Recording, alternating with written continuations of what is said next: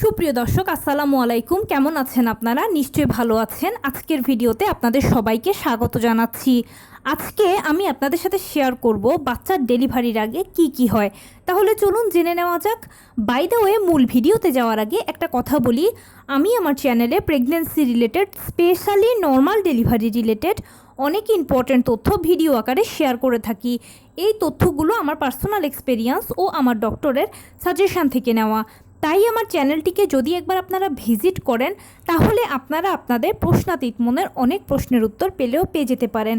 আমন্ত্রণ জানাবো আমার চ্যানেলটিকে একবার ভিজিট করে দেখার জন্য। এবারে চলুন মূল আলোচনায় যাওয়া যাক। আমি শুরুতেই বলেছি আজকে আলোচনা করব বাচ্চার ডেলিভারির আগে কি কি হয় সে সম্পর্কে। এখানে আমি সিজার ও নর্মাল ডেলিভারি দুটোর কথাই বলার চেষ্টা করব। দেখুন, আমরা সবাই জানি যে নারীর পূর্ণতা মাতৃত্বে। একটা ছোট্ট শিশু একজন নারীর জীবনকে যেরকম পরিপূর্ণ করে তোলে, শুধু নারীর জীবন নয়, এক দম্পতির জীবনটাকেও সে সুখময় করে তোলে, একটা সংসারকে করে তোলে আনন্দময়। তাই একটা ছোট্ট শিশু প্রত্যেকের জীবনের চাওয়া পাওয়া। আমরা সবাই চাই একটা সুস্থ সবল সন্তানের মা বাবা হতে। এখন সন্তান জন্মদানের দুটো পদ্ধতি, একটা হচ্ছে সিজার আর একটা হচ্ছে নর্মাল ডেলিভারি। বেসিক্যালি 90% ডেলিভারি কিন্তু নর্মালে হয়ে থাকে, আর 10% ডেলিভারি সিজারে হয়। সিজারের কারণটা হচ্ছে আপনার যদি কোনো সমস্যা হয় বা বাচ্চার যদি কোনো সমস্যা হয় বা এরকম কোনো জটিল সিচুয়েশন তৈরি হয়ে গেল যে মা বাচ্চা উভয়ের জীবন সংকটাপন্ন, অথবা যে কোনো একজনকে বাঁচাতে হবে, বা কোনো একটা কঠিন সিচুয়েশন তৈরি হয়েছে যেখানে আসলে নর্মাল ডেলিভারি সম্ভব হচ্ছে না, তখন সেক্ষেত্রে সিজার। আদারওয়াইজ নর্মালি ডেলিভারিগুলো হয়ে থাকে। এখন ডেলিভারির আগে কি কি হয় অনেকেই জানতে চান। প্রথমে সিজারের কথা বলি। সিজার হচ্ছে প্রি প্ল্যান। আপনাকে এখানে আপনার ডক্টর আগেই বলে দেবে, নবম মাসে যখন আপনারা লাস্ট আলট্রাসোনোগ্রামটা করাবেন বা লাস্ট চেক আপ করাতে যাবেন ডাক্তারের কাছে, সেখানেই সব কিছু দেখে শুনে ডাক্তার আপনাকে বলে দেবে যে আপনার কি নর্মাল ডেলিভারি হবে না সিজার লাগবে। আপনার নর্মাল ডেলিভারি হবে না সিজার লাগবে, সেটা যেভাবে সহজে বুঝতে পারবেন সেটা নিয়ে আমার চ্যানেলে ভিডিও আছে, চাইলে দেখে নিতে পারেন। এখন আর বলছি না, আমি লিঙ্কটা আই বাটন ও ডেসক্রিপশন বক্সে দিয়ে রাখবো, চাইলে দেখে নিতে পারেন। তো যখন আপনার ডাক্তার আপনাকে সিজারের কথা বলবে, তখন বলে দেবে যে কোন দিন কোন সময় আপনার সিজার হবে। আপনি সে মতে প্রিপারেশান নিয়ে নেবেন আগে থেকে, এরপরে আগের দিন গিয়ে হসপিটালে ভর্তি হবেন। একদিন ডাক্তারের অবজারভেশনে থাকার পরে পরের দিন ডাক্তার আপনার সিজার করাবেন। সিজার টেবিলে যাওয়ার পূর্বে আপনাকে প্রথমে সেফটি ড্রেসটা পরিয়ে দেওয়া হবে, চুলে বেনুনি কেটে দেওয়া হবে।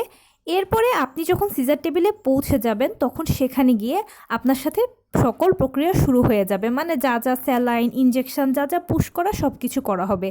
এরপরে আপনাকে অজ্ঞান করা হবে। অনেকে ভাবেন যে কি ফুল অজ্ঞান করা হবে নাকি হাফ অজ্ঞান করা হবে। এখানে আসলে পুরোপুরি অজ্ঞান করা হয় না, অর্ধেকটাই অজ্ঞান করা হয় বা অবশ করা হয়, বা আপনি যেন অনুভূতি না পান ওই সিস্টেমটা করে দেওয়া হয়। সেটা কোমর থেকে নিচের দিকে, যেহেতু অপারেশনটা পেটে হবে সেজন্য। তো এজন্য প্রথমে আপনার কোমরের হাড়ের মধ্যে ইঞ্জেকশন দেওয়া হবে, যেটাকে অ্যানেস্থেশিয়া বলা হয়। এরপরে আপনার সিজারের প্রক্রিয়া শুরু হবে, মানে অপারেশন শুরু হয়ে যাবে। ডাক্তার এক্ষেত্রে একটা নির্দিষ্ট মাপে আপনার নাভির থেকে একটু নিচের দিকে এবং যৌনাঙ্গের থেকে একটু উপরের দিকে কাটবেন। এখানে অনেকে ভাবেন যে কি একটানে কাটে, না, একটানে কাটা হয় না, এখানে আসলে স্তরে স্তরে কাটা হয়। সাবধানতার সাথে স্তরে স্তরে কাটা হয়, যেটা ডাক্তাররা তাদের মাপ মতোই কাটেন। এরপরে আপনার বাচ্চা ও প্লাসেন্টা ডেলিভারি হয়ে যাওয়ার পরে আবার স্তরে স্তরে সেলাই করে দেওয়া হবে। বাস, সিজারের কার্যক্রম শেষ। এখানে হসপিটাল বেডে কারো 4 দিন থাকতে হয়, কারো 5 দিন থাকতে হয়। মা ও বাচ্চা সুস্থ থাকলে অল্প সময়ের মধ্যে আপনাকে রিলিজ দিয়ে দেওয়া হবে। আর মা অসুস্থ বা বাচ্চা অসুস্থ বা দুজনে অসুস্থ হলে সে মতে আপনাদের পরবর্তীতে যা যা করতে হবে, যতদিন থাকতে হবে, প্রেসক্রিপশান সহ সব কিছুই আপনার ডাক্তার বলে দেবে, সে মতে থাকবেন। এরপরেই যথাসময়ে রিলিজ দিয়ে দেবে, বাসায় চলে আসবেন। এবারে আসুন নর্মাল ডেলিভারির কথা বলি। নর্মাল ডেলিভারিটা হচ্ছে একটা প্রাকৃতিক পদ্ধতি। এখানে প্রতিটি ধাপ প্রাকৃতিকভাবে শুরু হয়ে প্রাকৃতিকভাবে শেষ হবে। জোর করে ডাক্তার দিয়ে টানা হেঁচড়া করে কোনো মতেই সম্ভব নয়। যেহেতু পদ্ধতিটা প্রাকৃতিক, সেজন্য আপনাকে একটু ধৈর্য ধরতে হবে, প্রথম থেকে অপেক্ষা করতে হবে। ওই যে বললাম, নবম মাসে আপনি যখন লাস্ট চেক আপটা করাবেন, আলট্রাসোনোগ্রাম করাবেন, সেখানেই ডাক্তার আপনাকে বলে দেবে যে আপনার নর্মাল ডেলিভারি হবে।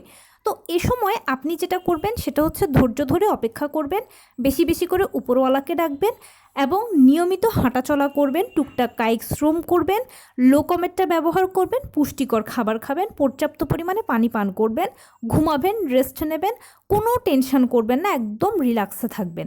যদি ভালো মনে করেন বা নিজেকে সেফ সিকিউর রাখতে পারেন তাহলে হালকা ফুলকো টুকটাক ব্যায়াম করতে পারেন যেগুলো আপনি জানেন। আর যদি ভালো না লাগে তাহলে নিয়মিত হাঁটাচলা করলে আর টুকটাক কায়িক শ্রমটা করলেই হয়ে যাবে। এভাবে আপনি নিজেকে নর্মাল ডেলিভারির জন্য প্রস্তুতি নেবেন। এরপরে যথাসময়ে দেখবেন যে আস্তে আস্তে আপনার নর্মাল ডেলিভারি প্রক্রিয়া শুরু হয়ে যাবে। নর্মাল ডেলিভারি প্রক্রিয়া অনেকে ভাবেন যে পেইন দিয়ে শুরু হয়, না, নর্মাল ডেলিভারি প্রক্রিয়াটা আসলে পেইন দিয়ে শুরু হয় না। নর্মাল ডেলিভারি প্রক্রিয়াটা শুরু হয় শেষ থেকেই, মানে আপনার পিরিয়ড মিস হওয়া দিয়ে যেরকম প্রেগনেন্সিটা শুরু করেছেন তেমনি আপনার পিরিয়ড শুরু হয়ে যাবে। পিরিয়ড শুরু হওয়ার মতোই সেরকম ফিলিংস হবে এবং সেরকম স্রাবের সাথে দেখতে পাবেন যে ব্লাড যাচ্ছে, তবে সে রক্তের রং কখনো লাল হবে না, সেটা হালকা বাদামি থেকে হালকা গোলাপি কালার, একদম পিরিয়ডের প্রথম দিনের মতো আপনার পিরিয়ড শুরু হয়ে যাবে, ফিলিংসটাও সেরকম হবে। এটাই হচ্ছে নর্মাল ডেলিভারির প্রথম ধাপ। এই প্রক্রিয়া দিয়ে নর্মাল ডেলিভারি শুরু হবে। এরপরে একটা পর্যায়ে দেখবেন যে আপনার 1-2 ফোঁটা করে করে পানি ভাঙছে, কারো কারো তার থেকে একটু বেশি ভাঙে। তবে এখানে খুব সাবধান থাকতে হবে যে ঝরঝর করে প্রস্রাবের মতো যেন পানি না ভাঙে, কেননা ঝরঝর করে প্রস্রাবের মতো যদি পানি ভাঙে তাহলে বাচ্চা পেটের ভেতরে শুকিয়ে মারা যাবে। কারণ বাচ্চারা এই পানিটার মধ্যেই কিন্তু ভেসে থাকে, বেঁচে থাকে, তো তাদের বাঁচার জায়গাটাই যদি শেষ হয়ে যায় তাহলে তারা কোথায় বাঁচবে, কোথায় ভাসবে। তাই ঝরঝর করে প্রস্রাবের মতো পানি ভাঙতে দেওয়া যাবে না। যখনই দেখবেন যে আপনার 1-2 ফোঁটা করে বা তার থেকে একটু বেশি পানি ভাঙছে তখনই শটান বিছানায় শুয়ে থাকবেন। আর যদি দেখেন যে একদম ঝরঝর করে প্রস্রাবের মতো পানি ভাঙা দিয়েই আপনার শুরু হয়েছে পানি ভাঙাটা, তখন একেবারে যত দ্রুত সম্ভব আপনি হসপিটালে চলে যাবেন। এজন্যই আমরা বলি যে নবম মাসে পড়লেই আপনারা হসপিটাল ব্যাগ গুছিয়ে শারীরিক, মানসিক, আর্থিক সব ধরনের প্রস্তুতি নিয়ে নিন। কেননা নর্মাল ডেলিভারি ক্ষেত্রে এরকম হয় যে কার কখন হসপিটালে চলে যেতে হয় বলা যায় না। তো যেটা বলছিলাম যে ঝরঝর করে যদি প্রস্রাবের মতো আপনার পানি ভাঙে তাহলে অবশ্যই হসপিটালে চলে যাবেন। আর কারো যদি 1-2 ফোঁটা করে পানি ভাঙে, তিনি যদি মনে করেন যে না আমি বাসায় থাকবো না, আমি হসপিটালে গিয়ে শুয়ে থাকি, সেটাও পারবেন। এতে আরও ভালো হবে, ডাক্তারদের 100% অবজারভেশনে থাকতে পারলেন, আপনার মনের চিন্তাটাও কমলো। এর পর্যায়ে পানি ভাঙার পরে দেখবেন যে আস্তে আস্তে করে আপনার পেইন শুরু হয়েছে। পানি ভাঙার 24 ঘন্টার মধ্যেই কিন্তু পেইন চলে আসে। পেইনটা ধরেই কিন্তু অনেক বেশি হবে না, প্রথমে একদম অল্প থাকবে, তারপরে মাঝারি হবে, তারপরে ভারী হবে। আর পেইনটা কিন্তু কখনোই এক নাগাড়ে পেইন হবে না। পেইনটা কারো কারো ক্ষেত্রে 10 মিনিট পর পর হয়, কারো কারো ক্ষেত্রে 15 মিনিট পর পর হয়, কারো কারো ক্ষেত্রে আবার আধা ঘন্টা পর পর হয়। যখন পেইনটা শুরু হবে তখন জাস্ট কয়েক সেকেন্ড থাকবে, এরপর আবার চলে যাবে। আবার আপনি একদম স্বাভাবিক সব কাজকর্ম করতে পারলেন, সব কিছু ওকে। আবার হয়তো 10 মিনিট পরে যখন পেইন আসবে বা 15 মিনিট পরে যখন পেইন আসবে বা আধা ঘন্টা পরে যখন পেইন আসবে তখন আবার কয়েক সেকেন্ড থাকবে। আর পেইনটা একটু কিচকিচে ব্যথার মতো, এটাকে আসলে ব্যথা বললেও ভুল হবে, এটা হলো এক ধরনের অনুভূতি যেটা আসলে মা ও বাচ্চার মধ্যে শুধুমাত্র ডেলিভারির দূরত্বটুকুই। এরপরে যখন পেইনটা আস্তে আস্তে বাড়ে তখন ডাক্তাররা আপনাকে ডেলিভারি রুমে নিয়ে যাবে, তার আগেই নিয়ে যাবে মোটামুটি ডেলিভারি রুমে। যা যা প্রক্রিয়া আছে সব কিছুই আপনার সাথে শুরু হবে, যেমন স্যালাইন, ইনজেকশন পুশ করা, যা যা করণীয় সব কিছুই ডাক্তাররা করতে থাকবেন। এক পর্যায়ে দেখবেন যে পেইনটা প্রচুর বাড়ছে। পেইনটা যখন বাড়তে থাকবে তখন বাচ্চার মাথা কিন্তু আস্তে আস্তে নিচের দিকে নামে এবং জরায়ুর কন্ট্রাকশনও শুরু হয়ে যায়। জরায়ুর কন্ট্রাকশন মানে হলো জরায়ুর সংকোচন প্রসারণ হয় এবং বাচ্চার মাথাও আস্তে আস্তে নিচের দিকে নামতে থাকে। আর যখন এটা ডাক্তাররা দেখতে পান তখন কিন্তু তারা বারবার আপনাকে বলবে যে মা আপনি চাপ দিন, জোরে জোরে চাপ দিন, জোরে জোরে চাপ দিন, বাচ্চাকে দ্রুত বের করুন, বাচ্চা কিন্তু নামছে, বাচ্চা নামছে, দ্রুত বাচ্চাকে বের করুন, বাচ্চা যত ভেতরে থাকবে তত অক্সিজেনের সংকট হবে। তখন আপনি জোরে জোরে 2-3টে যখন চাপ দেবেন দেখবেন বাচ্চা ডেলিভারি হয়ে গেছে। চাপ দেওয়ার ক্ষেত্রে মাথার নিচে একটা বালিশ দিয়ে রাখবেন, তাহলে ভালো জোর পাবেন। আর দুটো হাতকে শক্ত করে কিছুর সাথে ধরে রাখবেন, এতে আপনি আরও ভালো এনার্জি পাবেন চাপ দেওয়ার জন্য। আর 2-3টে জোরে জোরে চাপ দিতে পারলেই ব্যাস আপনার বাচ্চা বেরিয়ে গেছে। বাচ্চা একবার যখন বেরিয়ে যায় তখন একদম নিশ্চিন্ত। প্রথমে মাথাটা বের হয়, মাথাটা বের হতে হালকা হয়তো একটু কষ্ট হয়, এরপরে বডিটা ফট করে বেরিয়ে যায়, সেটা একদম 1 সেকেন্ডের থেকেও 1 ন্যানো সেকেন্ডের থেকেও কম সময় লাগে। বাচ্চা ডেলিভারি হয়ে যাওয়ার পরে প্লাসেন্টা যখন ডেলিভারি হয়ে যাবে তখন আপনার নর্মাল ডেলিভারি প্রক্রিয়া শেষ হয়ে যাবে। অনেকের হয় কি যে সাইড কাটার প্রয়োজন হয় না, বাচ্চা এমনি বেরিয়ে চলে আসতে পারে। আর অনেকের হয় কি যে দেখা যায় পেলভিসটা চাপা থাকে, ওই চাপানো পেলভিস দিয়ে বের হতে গেলে বাচ্চার হয়তো মাথা আটকে যাবে, আর মাথা আটকে গেলে তো বাচ্চা মারা যাবে। সেজন্য একটু অল্প করে সাইডটা কেটে দেওয়া হয়, জাস্ট একটু ছেটে দেওয়া হয়।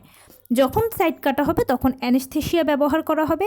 সেটা হচ্ছে একদম পানির মতো লিকুইড অ্যানেস্থেশিয়া, একটু তুলো দিয়ে ঘষে দেওয়া হবে। এই অ্যানেস্থেশিয়া দেওয়ার সময় আপনি বুঝবেন না, আর এই অ্যানেস্থেশিয়া দিয়ে সাইড কাটা হবে।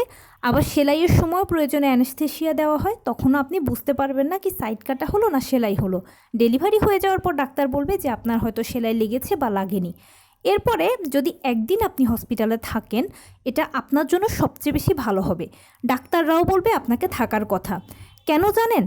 কারণ আপনি যখন হসপিটালে থাকবেন তখন ওই সময় কি হবে, ডাক্তারদের একটা অবজারভেশনে থাকলেন। সেলাই দেওয়ার যদি প্রয়োজন হয় তাদেরকেই বেশিরভাগ ডাক্তাররা অবজারভেশনে রাখতে বলেন বা একদিন থাকতে বলেন। এতে কি হয় যে সেলাইটা আসলে ঠিকঠাক মতো বসেছে কিনা, আপনি হাঁটতে চলতে পাচ্ছেন কিনা, এগুলো একটু ভালো করে চেক করা হয়। আর যাদের সেলাইয়ের প্রয়োজন হয় না তারা 1 ঘন্টা বা 1.5 ঘন্টার মধ্যেই কিন্তু রিলিজ পেয়ে যান। তবে এখানে আপনি যদি মনে করেন যে না আমি ঠিক আছি, সেফ আছি কিছুক্ষণ হসপিটালে থাকার পরে, যদি মনে করেন যে না হাঁটতে চলতে পারছি, সেফ আছি, সব কিছু ঠিকঠাক আছে, আমার সেলাই হলে কি হয়েছে, সেলাই দেওয়ার পরেও আমি ওকে আছি, তখন ডাক্তারকে বলে আপনি বাসায় চলে আসতে পারবেন বাবুকে নিয়ে। তো এই হচ্ছে ডেলিভারি প্রক্রিয়া। এভাবেই ডেলিভারি হয়ে থাকে, সিজার এবং নর্মাল ডেলিভারি। ডেলিভারির আগে পরে এভাবেই সময়গুলো কাটানো হয়। তো সিজারটা আসলে বলেছি যেটা প্রিপ্ল্যান, সেটা জাস্ট 1-2 দিনের ব্যাপার। সিজারটা কোনো এমন বিশেষ ব্যাপার নয়, কিন্তু নর্মাল ডেলিভারিটা হচ্ছে ব্যাপার। কেননা যেহেতু এটা একটা প্রাকৃতিক পদ্ধতি, এখানে আপনাকে অপেক্ষা করতে হবে, ধৈর্য ধরে অপেক্ষা করতে হবে, সময় দিতে হবে, সময় নিতে হবে আপনাকে। সেজন্য সময় দেওয়াটা, সময় নেওয়াটা, ধৈর্য ধারণ করাটা এখানে সবচেয়ে বেশি ইম্পর্ট্যান্ট। আপনারা যারা নবম মাসে আল্ট্রাসোনোগ্রাম করে দেখবেন যে আপনারা নর্মাল ডেলিভারি হবে বা ডাক্তার নর্মাল ডেলিভারিতে সাপোর্ট করছেন, সেক্ষেত্রে প্লিজ আপনাদের করণীয় হচ্ছে ধৈর্য ধরে আপনারা অপেক্ষা করবেন, শেষ পর্যন্ত অপেক্ষা করবেন, দেখবেন ইনশাল্লাহ ডেলিভারি নর্মালই হবে। আর এখানে আরেকটা কথা বলতে চাই, নর্মাল ডেলিভারি বা সিজার এই দুটো কিন্তু সন্তান জন্মদানের পদ্ধতি মাত্র। আপনাদের কখনোই এইসব চিন্তাভাবনা মনে আনা উচিত নয় যে নর্মাল ডেলিভারি হলে আমি একদম সফল হয়ে গেলাম আর সিজার হলে আমি একদম ব্যর্থ হয়ে গেলাম। এই ধরনের চিন্তাভাবনা কখনোই আপনাদের মনে আনা উচিত নয়। এই কম্পিটিশানগুলো প্লিজ করবেন না। কেননা সবসময় মা হিসেবে আপনার বা পরিবারের সদস্য হিসেবে আপনাদের এটাই সবসময় কামনা, বাসনা, চাহিদা, প্রার্থনা হওয়া উচিত যে আপনাদের সন্তান যেন সুস্থ সবলভাবে ডেলিভারি হয়ে তার মায়ের কোলে আসতে পারে। এটাই হচ্ছে আপনাদের সবসময় প্রার্থনা হওয়া উচিত। এবার সেটা নর্মালে হলো না সিজারে হলো সেটা বড় কথা নয়, সন্তানের সুস্থতা হচ্ছে সবথেকে বেশি বড় কথা। মা ও সন্তান একে অন্যের পরিপূরক। মায়ের যদি কোনো কষ্ট হয় তাহলে বাচ্চাটা ভালো টেক কেয়ার পাবে না, আবার বাচ্চার যদি কোনো কষ্ট হয় তাহলে মায়ের একদণ্ডও শান্তি লাগবে না। তাই ডেলিভারিটা সিজারে হোক বা নর্মালে হোক, মা যেন সুস্থ থাকে, বাচ্চা যেন সুস্থ থাকে, উভয়ই সুস্থভাবে যেন বাসায় আসতে পারে, এটাই সবসময় সবার প্রার্থনা হওয়া উচিত। অন্য কোনো কিছুই কিন্তু কান দেওয়া বা শোনা একদম উচিত নয়। তো এই ছিল আজকের ভিডিও। কেমন লাগলো বলুন? যদি ভালো লেগে থাকে ও হেল্পফুল হয়ে থাকে তাহলে প্লিজ লাইক, কমেন্ট, শেয়ার করতে একদম ভুলবেন না। আর সেই সাথে আমার চ্যানেলটিকে সাবস্ক্রাইব করার বিনীত অনুরোধ রইল। পাশে থাকা বেল আইকনটি ক্লিক করে দেবেন যেন আমি ভিডিও আপলোড করার সাথে সাথে আপনারা নোটিফিকেশান পেয়ে যান। যদি কোনো প্রশ্ন থাকে কমেন্টসে জানাবেন, আমি রিপ্লাই দেব। প্লাস যদি কোনো পরামর্শ থাকে যে কোন বিষয়ের উপরে ভিডিও বানালে আপনারা উপকৃত হবেন সেটাও জানাবেন, আমি আপনাদের পছন্দের সর্বোচ্চ প্রায়োরিটি দেব। ভালো থাকবেন, সুস্থ থাকবেন। আসসালামু আলাইকুম।